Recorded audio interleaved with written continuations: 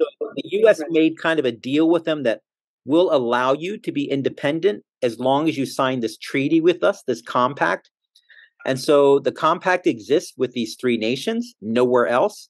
What the U.S. gets from this treaty is complete military control of the land and the water around the Marshalls, the FSM, and Palau. It's almost 3 million square miles of the North Pacific is under U.S. military control. So these three nations don't have their own military. If war were to ever break out with China or Russia or North Korea, the U.S. could go in and build military bases on these islands. These other nations like China and Russia aren't allowed to just do treaties with these islands. One of our largest military bases is in the Marshall Islands, Kwajalein Missile Base. I don't know if you remember a few years ago, we got that text one morning that there was an incoming missile. If that had been true, the military base in Kwajalein would have been our last line of defense. So that's what the U.S. gets out of this treaty. What these nations get is they get about $210 million a year that is shared among all three of them. I have had people in the past tell me that's a lot of our tax money going to these small islands. The fact of the matter is, one Navy jet fighter costs about $200 million a year.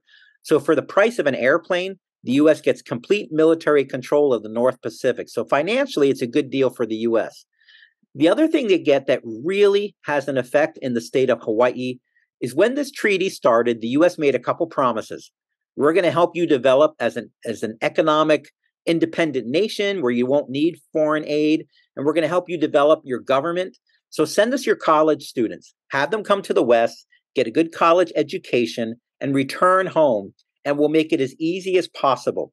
We'll give you free entry into the United States. If you're from the Marshalls or from Palau or the FSM, all you need is your passport to come to the U.S. You don't need a green card. You don't need a visa. It is easier for somebody from the Marshalls to come to the U.S. than it is for somebody from Canada to come to the U.S. They can come, they can stay as long as they want. And again, the original idea was come, get a college degree, and go home and be the future leaders of the nation. But what has happened over the last 30 years is the island economies have not developed. Minimum wage is $1.50 to $2 in many of these nations. The health systems have kind of collapsed because the diet has dramatically changed. What used to be a diet heavy in fish and taro and vegetables has now become a diet that's heavy in salted meats like corned beef, foods like turkey tail, dry ramen. So some of these foods which weren't normally being eaten are eaten now. There are high instances of diabetes, high blood pressure, stroke, and heart disease. I often tell people, one of the questions I usually ask is, if you were to Google the top 10 most overweight nations in the world, where would you put America? And a lot of people say number 1 or 2. The answer is it's not even in the top 10. The top 10 nations that are having weight issues are in the Pacific. And a lot of it has to do with the dramatic diet change which has happened. And since the health systems up there haven't really improved, there's not one dialysis machine in the Marshalls, the FSM, or Palau, that when people down in the islands get diabetes, they have to come to Hawaii now for their health concerns. So we're starting to see larger and larger number of people coming here, not for education purposes, so that they could return home, but for health issues, things like that. I do see a question from Mia. Do you know what states are doing for families impacted by nuclear exposure? Not a whole lot. The U.S. government gives the Marshalls a little bit of extra money every year for people from Eniwetok and Bikini Islands. Most of the people from those nuclear tested islands have moved to the Big Island. They're the ones that are living in Pahala, Ka'u area. And so they get a little bit, like a couple $100 extra a month. It's not very much at all. I do wanted to let you know that the compact, the strategic denial part is perpetual. That part can never end. But the money part was slated to end October 1st in just a few days. What has happened is the treaties have been renegotiated for another 20 years through 2043. All three nations have signed off on the treaty. Free entry will continue. It's currently in front of U.S. Congress. They haven't approved it yet. We understand the money part will expand a little bit. But as far as we know, we may still see large numbers of people coming this direction. The plane, I tell people, the plane lands here. If you leave one of these islands, only United Airline flies through there. There's no direct flights to anywhere but Hawaii or Guam. The plane lands here about 2:30 in the morning on Oahu. So this is where all of our families start. They don't really understand how expensive it is to move here. So a lot of them come here with very little in their pockets. They may start here before they move over to a place like Maui or the Big Island, and then often will make a further move to the mainland somewhere. One of the things I never put up here, but I do like to bring up, is that young people from these islands join the U.S. military in large numbers. More young people from the Marshals and the FSM join the U.S. military per capita than any of the 50 states. So they do love the opportunities the military gives them. The problem has been that if they do their full 20 years and retire and go back to their island, they lose all of their benefits. So all of the things they were promised only continue if they remain here. So we lose a lot of the skills that they learn in the military because it's not worth it for them to go back home. We have heard that in the new compact, this is being addressed. So kind of our fingers are crossed for that. But I wanted you to understand this is why they're moving here. It's very easy to move here. And they start in the state of Hawaii. So as we get into the main topic now about like trauma and resilience, I just want to start with a few generalizations. I hate this word. I've been kind of wrestling what to call it. I want to tell you why I'm using it this way.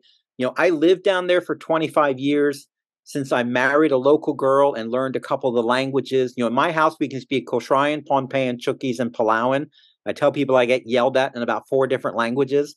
So I was able to kind of see things that many expatriate families who just might have moved down there for a year or two and kind of lived their own lives don't get to see. But I'm not going to pretend I learned everything, that I really know it all. So this is the stuff I saw, but I may not be completely correct. Also, down in these islands, customs have really been changing the last 15 or 20 years.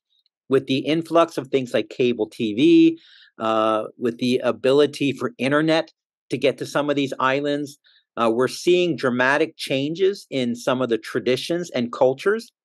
And also some of these are generalizations because we now have a whole new generation of people from these islands that were born in Hawaii.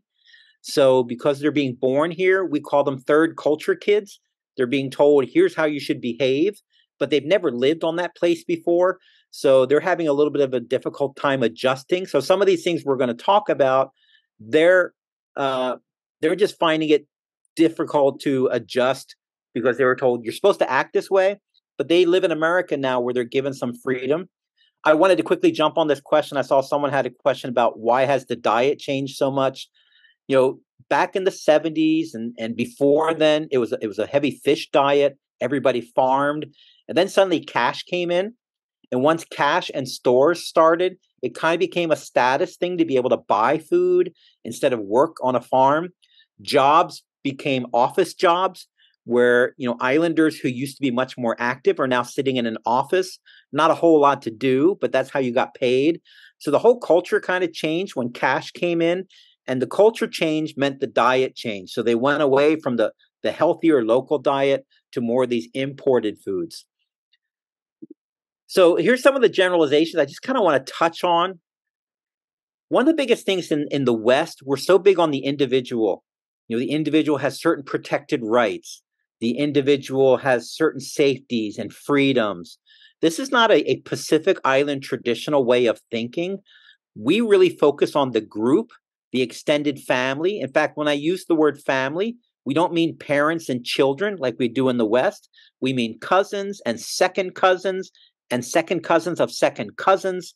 The family unit is the most important unit, but the word family has a much greater definition than it does to a guy like me who grew up in Philadelphia and never saw his second cousins. My wife knows all of her relatives. Families have hundreds of people in them. When a family activity takes place, everybody comes together, everybody knows everybody, and you play a role in that family. The whole idea that you're a standalone individual is not a thought process that's often echoed out there. Growing up in the US, I knew that when I was 19 or 20 or 21, I had to move out, be on my own, start my own family, get my own house. That's just not a Pacific way of thinking. We're part of a group. So when there's an event, the group responds as a group more than what has this done to the individual or how has this affected the individual. So I do want you to understand that as we start this, that the group is always much more important than the individual is. And that's just the way things have always worked. When you live on a small island, you have to be able to work together. Everybody has a role that is a part of the group. So we don't see it as this person's better than me. We see this role as different than mine, but all of our roles work together to help the group survive. I wanted to be careful how I term this next generalization. When you live on a small island in the Pacific, a lot of things happen. And after generations of it, you just kind of learn to, I don't want to use the word fatalistic. It's more an acceptance of things. We get typhoons out there that blow things down. We get high tide events that don't just destroy houses, but when salt water comes over an island, it destroys all the farms. You lose all your taro plants, your banana trees, and it might be months before that soil is good again. Historically, places like Koshrai and Pohnpei, when the whalers went there in the 1850s, saw 50, 60% of their populations die off due to disease in a matter of months. Koshrai went from 8,000 to 300 people in the 1880s. Pohnpei lost 50% of their population in 6 months due to scarlet fever and things like this. So you they're used to dealing with these things a little bit differently than we do in the West. In the West, whose fault was it? What's the government going to do to help me out? Why did this happen? What can we do to make sure it never happens again? In the Pacific, we just this is the way things have happened. We deal with it, we move on, and we know it might just happen again. We have El Nino events where there's no rain for 6 months and you run out of water in your house. It's not anybody's fault. Yelling at the government doesn't make anything happen faster. So we kind of see these as a normal part of life. The best illustration I can give is a couple years ago, I got on a plane to fly to the Marshalls. We took off from Oahu. We banked right, and one of the engines blew up. You heard this loud bang. You could see smoke everywhere. I was on the right side window, and the plane tilted way over to where all I could see was ocean. And for a moment, I thought, that's it. Life is about to end. About 90% of the people on the plane were Marshallese. Nobody said a word. The plane leveled out, circled for about 30 minutes. We heard nothing from the pilot or the flight attendants. Finally, when the flight attendants came online and said, you probably heard that loud noise, we'll get back to you. Nobody said anything. Finally, we circled for like an hour, dumping fuel, and then we were told we're going to land again. We landed. We were on the tarmac for about an hour, surrounded by fire engines to make sure the brakes hadn't overheated. We were taken back to the gate from which we left. We exited the airplane. We sat at the gate for almost an hour with no news. And then finally, we were told, your flight's been canceled. There's not another flight. If you were in first class, please come see us. We'll take care of your flight. Everybody else, please leave because we have another flight coming into this gate. And as you leave, take this card with a phone number on it and call us. Nobody said a word. We all left quietly. We all took the card. We all left the airport. I was thinking if that had been 150 people on that plane from Philadelphia and that had all happened, there would have been anger. There would have been yelling. But this was just kind of the Micronesian way of dealing with this event. Okay, we deal with it. You gave us instructions. We're going to follow them. That's kind of how we deal with traumatic events. We just we accept them, I think, a little bit easier than Westerners do. It doesn't mean it doesn't have an effect on us. Doesn't mean it doesn't hurt our children. I think we have a history of these things that we deal with. Mental health is really not discussed openly in many of these islands. It is starting to get a little bit better. These are very kind of repressive sort of islands. You don't talk openly about these sorts of things. People who do have mental issues are well taken care of by their families. We don't really have homelessness down on these islands. We'll use terms like, oh, my uncle, he was a little bit off today. So we just kept him at home where he'll be fed and taken care of. But some of the issues, for example, suicide is the number one killer of young people in these islands. Alcoholism is a problem, but we don't talk about it the way the West has gotten so much better at talking about it. So when we do come here and people start talking to us about these issues, we're not always sure how to address or respond in the right way. So I just wanted to mention that to you. It's not that they disagree or these are taboo. It's just not something that's been discussed before. We just don't have a lot of resources for these things. So please be patient as you're working with families or students that might be having issues. They're just not familiar with the whole process of talking about it or some of the terminology around it. Also, when you live in a small society, it's very important that forgiveness is much more important than punishment. I just bring this up because you will, as you work with some of these families, find that there are instances of abuse that take place. The best way I can explain it is that in the West, if somebody murders somebody, we lock them up to protect society. On a small island, if something like a murder were to take place, now we've lost one person who was contributing to the society. If we were to then lock up another person for the rest of their life, we've lost a second person who can no longer contribute to society. So traditionally what happens are there very elaborate apologies that take place, not only involving the person at fault, but very often the larger family, so that the society can get oneness again and they can move on.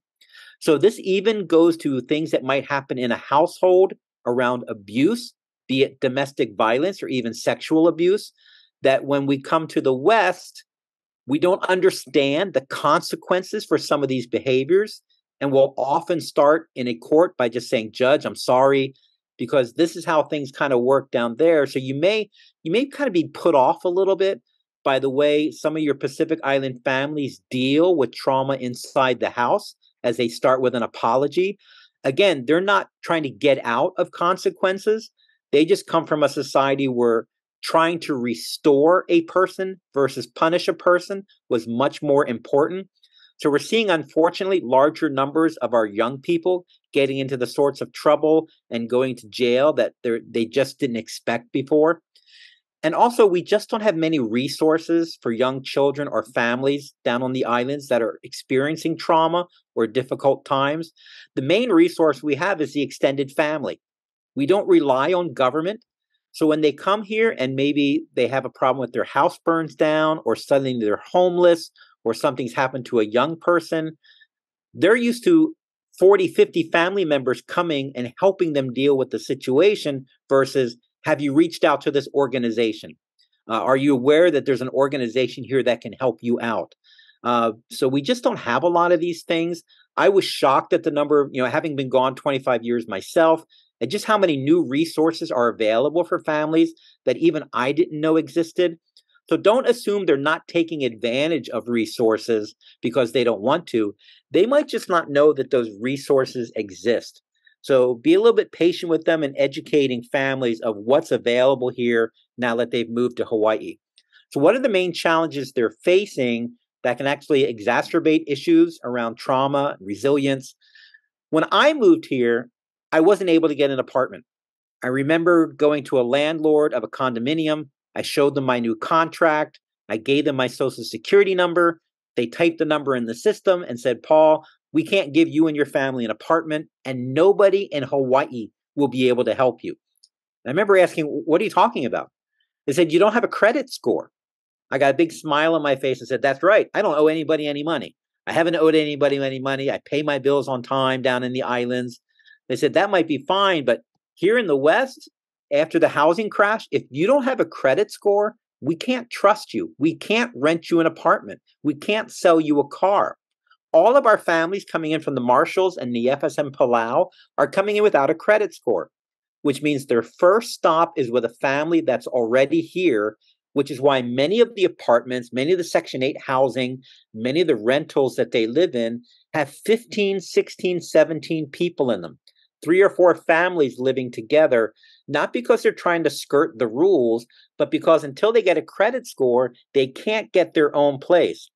So this brings up concerns about, what happens if they had houses involved in the fire and the government or the housing place they were in had 5 or 6 registered family members there when there were actually 15 people living there.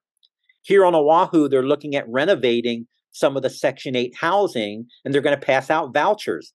Well, they're going to pass out vouchers to the family of 6 that they believe lives there when there's actually a family of 18 that lives there. So again, I wanted you to know they're not doing this to get out of the rules. When you don't have a credit score, you can't rent, which is also why sometimes our families from the islands are nervous about things like home visits.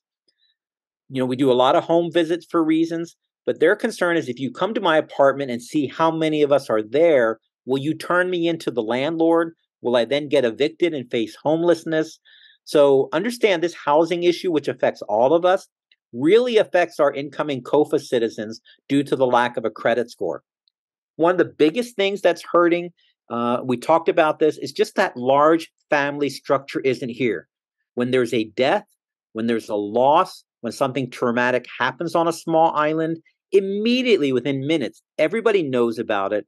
You're surrounded by an enormous amount of family that comes in, helps comfort you, helps cook for you, helps take care of children, helps build a new house if needed.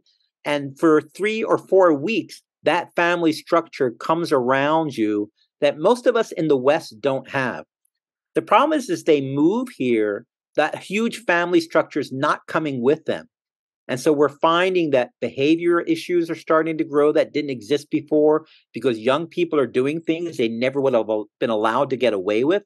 That when an issue of trauma comes up and suddenly the family's not there, this huge organism to help them through it, they're really struggling. Again, in the West, we set up all these organizations to help. The Pacific has been used to the family helping, and now that family structure is gone. And there's a greater feeling of helplessness at sometimes of how do I navigate this system? What should I do next? So that's one of our biggest concerns. I bring up the language because, again, there's a number of languages on these islands. It doesn't help just to have one translator. Sometimes you need 8 or 9, depending on how many different islands are in your community. But also just communication can be different. When COVID hit and we were doing a lot of translation work, words like immunodeficiency. Do you remember those things? Comorbidities. These aren't words that are easily translated. Things like fire insurance. We don't have a lot of that stuff down in the islands. Just how to communicate. Very often in the islands, if you're dealing with a Pacific Island family, every question will be answered with a yes and a smile, even though you may not think they're understanding correctly the question. One of the ways we answer questions in a Pacific Island community is, what's the answer that will make you happy? So if you come to a family and say, are you doing okay? More often than not, they'll smile, they'll nod yes, because they think that's the answer you want. It'll make you happy to give it. So I have found it's much more important to ask much more in-depth questions. But sometimes especially if you're dealing with the older women or older men in some of these islands where their English is not good enough, they just find it easier to answer yes than to ask, could you please repeat the question? They'll hope there's a family member there that will help them out. So just be willing to spend a little extra time when you're meeting with families and questioning them to make sure you're getting the correct answer, not the answer they think you want them to give. Again, I've brought this up a few times. We don't have things like child welfare services down there. We don't have FEMA down there. We don't have strong government services. So we don't know a lot of these things exist. We don't have SNAP down on the islands. And we don't do any paperwork on stuff. So suddenly we move here, and to get a resource, there might be 4 or 5 pages of really specific questions to answer that we've never had to do that sort of thing before. If we get frustrated, we just ignore it. We don't do it at all. We'll just leave the resource alone. Because where there are government organizations on the islands, it's a close relative, somebody that's running that organization. So they just make sure you're taken care of. Versus here, where suddenly this anonymous Marshallese family shows up, they need help. We need to see their ID. We need to know their address. We need all these paperwork filled out in a way that makes sense. And possibly they just have never had to do that before. More and more resources are online, but that assumes you've got a computer, you've got internet, you're familiar how to do those things. And a lot of our families aren't. So I again, always encourage patience. as you're working on things like paperwork, as you're getting to know these families, they might need help just filling out basic things or understanding what words are. And contact information. You very often will ask for an email, but nobody ever answers that email. Or we'll ask for a phone number, and no one ever answers that phone number because they might just be sharing one cell phone in an apartment. The email might be from a job they had 6 months ago that they're not working at anymore. I'll give you one hint right now. The best way to contact our families from the Marshals and from the Federated States is through Facebook. Almost every family has a Facebook account, or they've got a Facebook Messenger account. It's one of the best ways to talk to people. So if you're starting to collect some contact information, I encourage you to find out not just a cell phone number or an email address, find out what the Facebook account is. My mother-in-law is an 88-year-old Pohnpeian woman. She can't read or write. She has a Facebook account. She calls my wife almost every day on Facebook Messenger. It's just the easiest way to communicate, and it's one of the best ways to communicate with families down there or even here on the islands. And then what are some of the strategies we're starting to find work with these families? If you need to work with a family, if you need to work with a home, you've got to get the women involved. Kind of the rule of thumb on many of these traditional island cultures is the man is in charge outside of the house, the woman is in charge inside of the house. In the West, we kind of look down on that, but it's a lot of power to the women. Very often they control the land. In many of these traditional cultures, the son of the king didn't automatically become the king. He needed the women in the village's approval to make sure, because that's the power they have. So if there's an instance with a child, if there's an instance where a house has been lost, find the woman. She's the one who kind of is in charge of a lot of these things. The issue might be her English level, especially if she's older. But a lot of times, we get the men involved, find out who the women are in these families, take your time with them. Again, they're going to smile, they're going to nod their heads to make sure they're understanding. But if you really want to get stuff done, get the women involved. But it's better to meet with a large family, 3 or 4 families together or a group, than just an individual. Because again, due to the English level, sometimes they won't ask a question. But if you meet with a larger group, you'll see that very often the women will sit in the back and they'll be talking with each other. They're formulating the questions that need to be asked. And maybe a man will ask the question. But if you're just meeting in a very small group, they might not be comfortable having that sort of discussion. So they'll just smile and say yes. So I encourage to meet with a community, meet with a large group or an extended family where you'll get much better information. You'll get much better responses instead of just meeting with individuals. All of our Micronesian families go to church on Sunday. You're not going to see a First Baptist Church of Micronesia sign anywhere. The Marshallese have their own church. The Pohnpeians have their own church. Very often they don't have their own building. What they do have is they may rent from a church, which means they're going in the afternoon. Find out where that church is. If you really want to have an impact in the community, find out who the pastor is.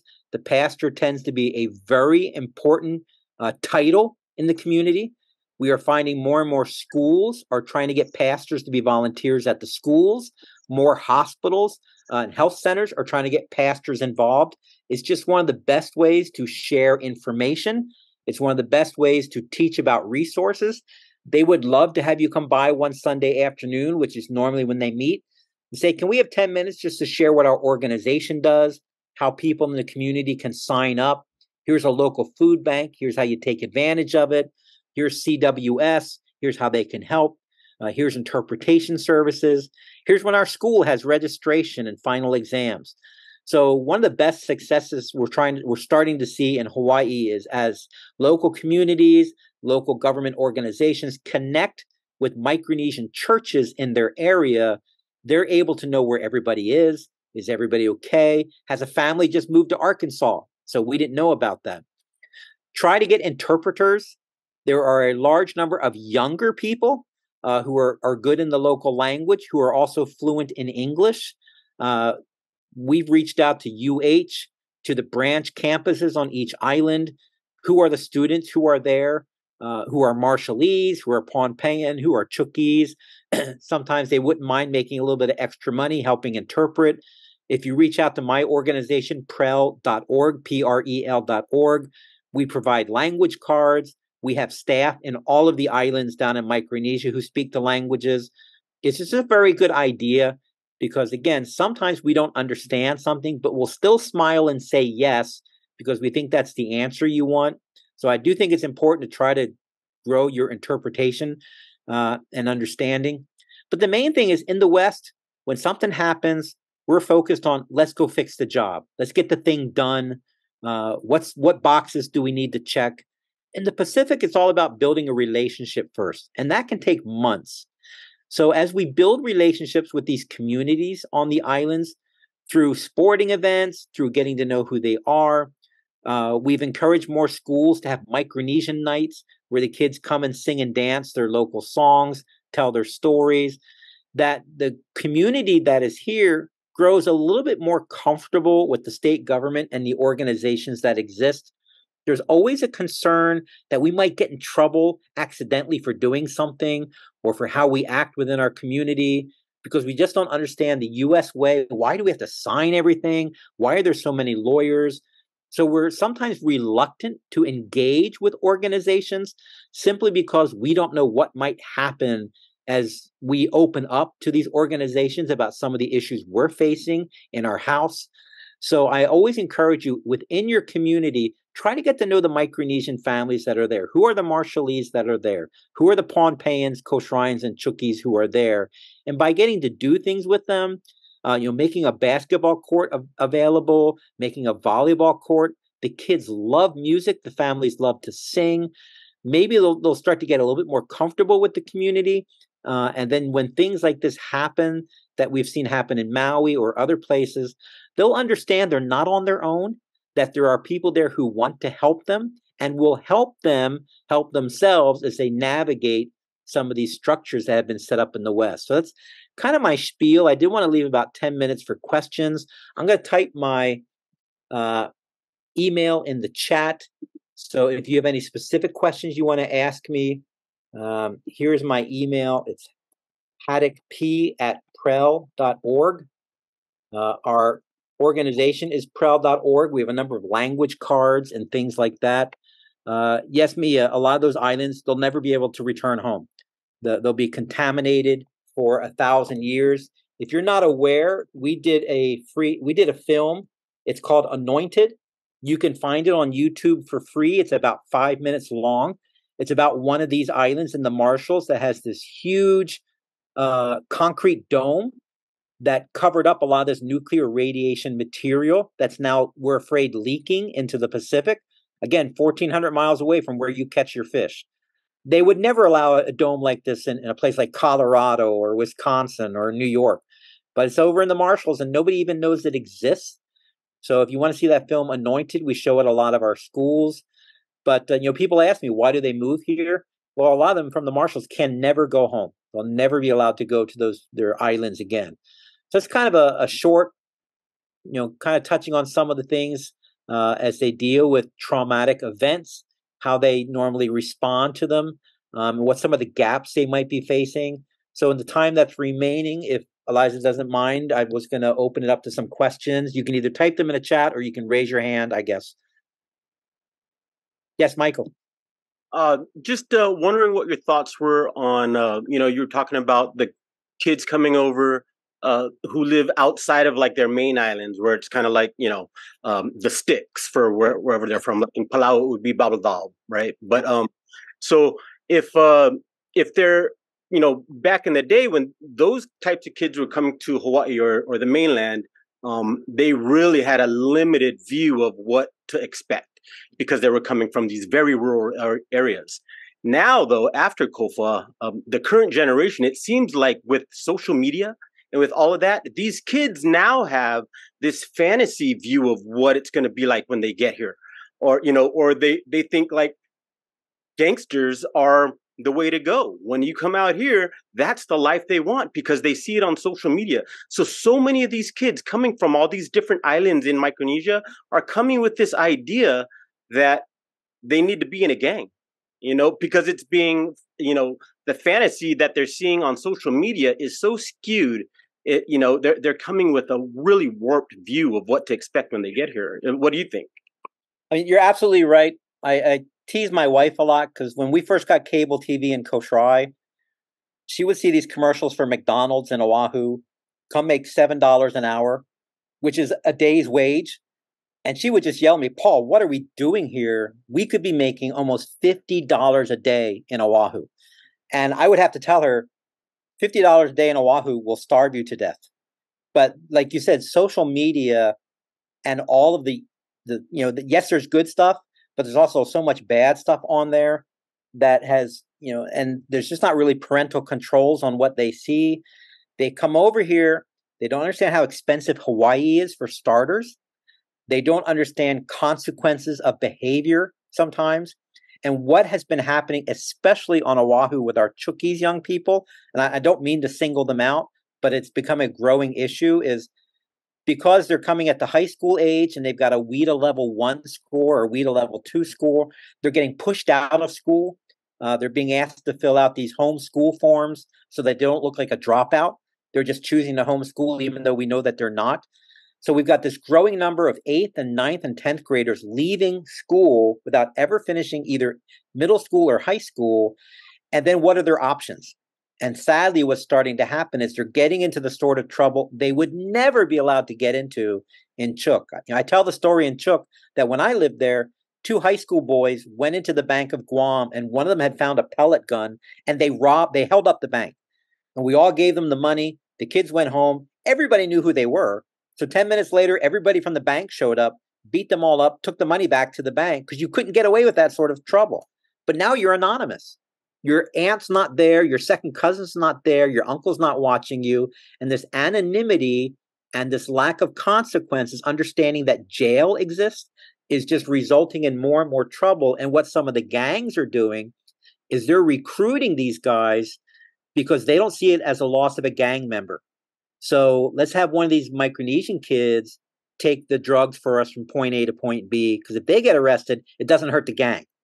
So, since they're often being bullied at school, you might know the term for Micronesians in Hawaii is cockroaches. They hear that, they drop out, and suddenly here's this gang that's accepting them. They're finding their identity there. Now, this isn't everybody. It is a growing concern. And now, family isn't everywhere they turn. They're getting into the sorts of trouble they would never be allowed to get away with on a small island. So yes, you're absolutely right. Thank you. Thank you for that.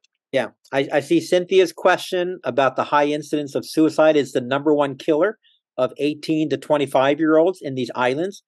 Alcohol plays a huge role in it. Generally, traditionally what would happen is a family member might yell at a student who's gotten in trouble.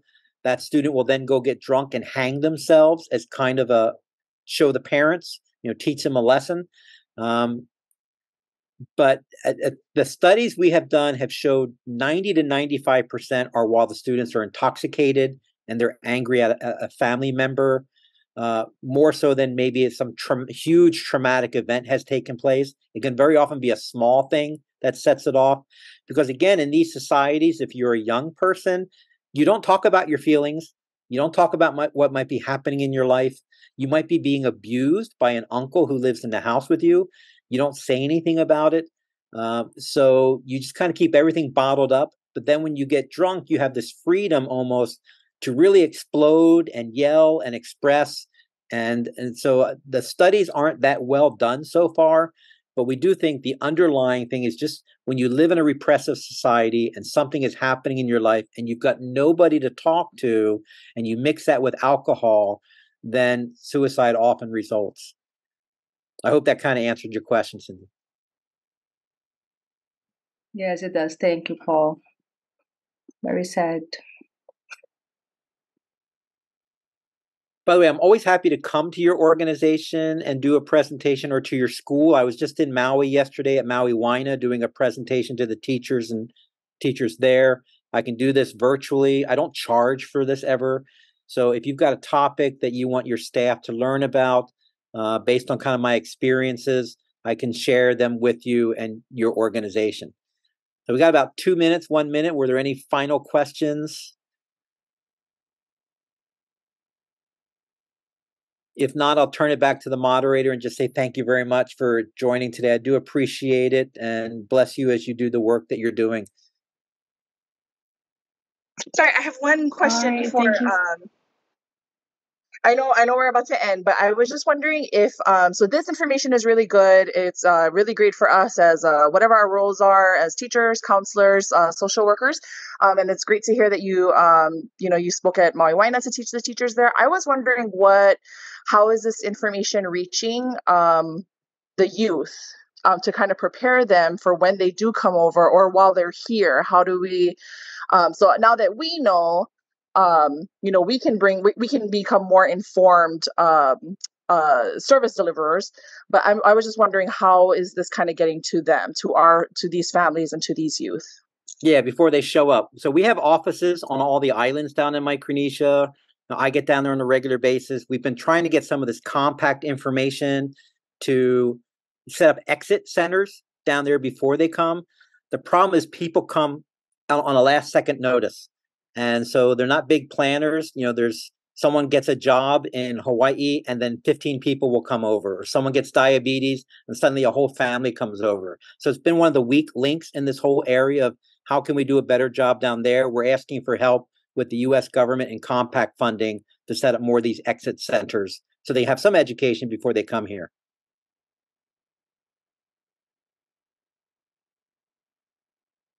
Thanks so much. That answers my question. Okay, thank you, everybody. All right, thank you so much, Paul, and everybody. You're free to go on to your next conference meeting. Have a great rest of your day and have a great conference. Thank you so much, Paul.